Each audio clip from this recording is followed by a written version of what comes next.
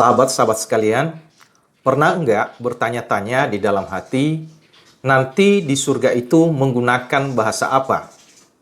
Secara tidak sengaja, beberapa saat yang lalu, saya menonton satu video perdebatan antara Yonatan Nandar dari pihak Islam dengan sang debaters Rudy Yohannes dari pihak Kristen. Salah satu yang menarik dan menginspirasi saya untuk mencari fakta adalah pengakuan Nandar yang mengatakan bahwa nanti di surga itu menurut Islam menggunakan bahasa Arab. Akhirnya saya jadi bertanya-tanya di dalam hati, kalau benar demikian, apa untuk masuk surga mesti kursus bahasa Arab terlebih dahulu? Atau mungkin nanti di surga tiba-tiba langsung bisa berbahasa Arab? Lalu kemudian saya jadi berpikir lagi, apa yang diajarkan Alkitab tentang bahasa yang digunakan di surga nantinya? Ternyata, saudara-saudara, Alkitab tidak memberikan cukup informasi mengenai bahasa yang digunakan nanti di surga. Jadi semuanya serba tidak pasti. Mungkin bisa saja ada yang berasumsi atau menduga bahwa di surga nantinya menggunakan bahasa Inggris dengan alasan bahasa Inggris adalah bahasa internasional. Tetapi Alkitab tidak berkata demikian. Walaupun itu bahasa internasional, atau mungkin bahasa Ibrani, atau bahasa Yunani, karena bahasa-bahasa itulah yang digunakan oleh Alkitab, Perjanjian Lama dan Perjanjian Baru. Tetapi ternyata sama saja, juga tidak ada bukti yang kuat bahwa nantinya di surga sana menggunakan bahasa Ibrani atau bahasa Yunani. Karena bahasa-bahasa itu juga merupakan bahasa asing bagi banyak orang. Atau mungkin di surga sana nanti menggunakan bahasa roh, seperti yang dipraktekkan atau dikaruniakan kepada orang-orang tertentu di dalam dunia ini. Tetapi sepertinya di surga bahasa roh sudah tidak digunakan. Kenapa? Karena firman Tuhan di dalam 1 Korintus pasal 13 ayatnya yang ke-8 berkata demikian, kasih tidak berkesudahan, nubuat akan berakhir, bahasa roh akan berhenti, pengetahuan akan lenyap. Jadi sebelum kita masuk surga, katanya di sini, bahasa roh akan berhenti. Jadi pasti di surga sana bukan menggunakan bahasa roh. Atau kemungkinan yang lain adalah nanti di surga menggunakan bahasa malaikat.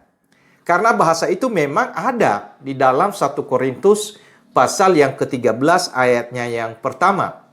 Sekalipun aku dapat berkata-kata dengan semua bahasa manusia dan bahasa malaikat, tetapi jika aku tidak mempunyai kasih, aku sama dengan gong yang berkumandang dan canang yang gemerincing. Nah, menurut saya ini jauh lebih masuk akal.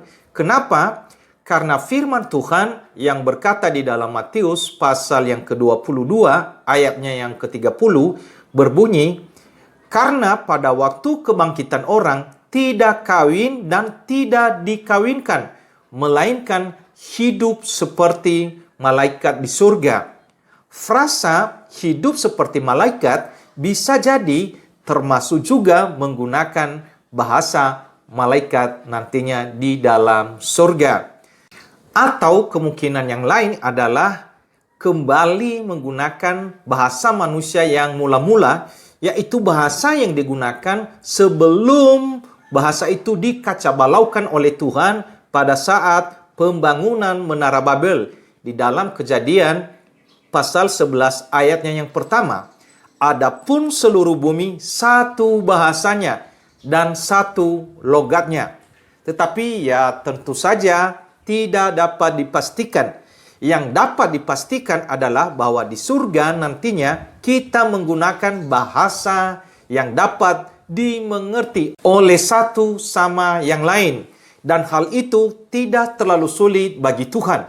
Sebab itu saya percaya bahwa untuk masuk surga tidak perlu kursus bahasa surga terlebih dahulu. Akhirnya, menurut keyakinan saya, masalah bahasa itu adalah domainnya Tuhan. Domain kita adalah memastikan masuk surga atau tidak. Ingat, kalau banyak jalan menuju Roma, tetapi ke surga hanya satu jalan menurut Alkitab. Yohanes 14 ayatnya yang ke-6. Kata Yesus kepadanya, "Akulah jalan dan kebenaran dan hidup. Tidak ada seorang pun yang datang kepada Bapa kalau tidak melalui aku." Sekali lagi, jangan pusing memikirkan bahasa di surga itu bahasa apa. Apa bahasa Arab, bahasa Inggris, bahasa roh, bahasa malaikat, atau bahasa yang mula-mula.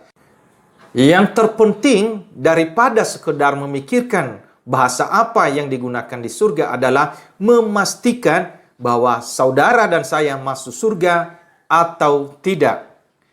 Demikianlah telaah kebenaran yang samar-samar ini semoga semakin menjadi terang benderang.